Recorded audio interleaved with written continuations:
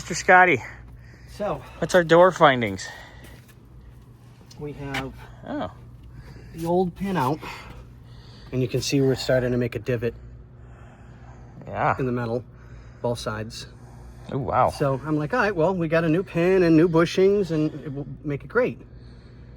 The hole that the pin, and this one goes Up. no, this one goes down. Yeah. And you pop your piece off, which is that little tiny slot right there. So we get that all taken care of, popped it out. You can't twist the door on its own upper hinge enough to get the bushings out.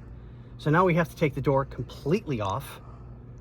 So we're gonna replace all the bushings, because when we started really getting into it, all the bushings are bad. I've got one new pin, and this one is slightly larger than the top, so we'll probably replace it, put it in place to take up the slack for that one being worn down. And this one's just, like I said, a little bit thicker, so it'll take up the time.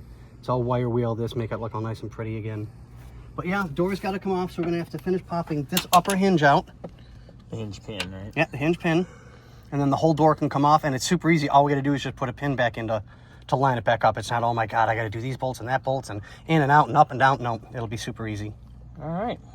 Not bad. So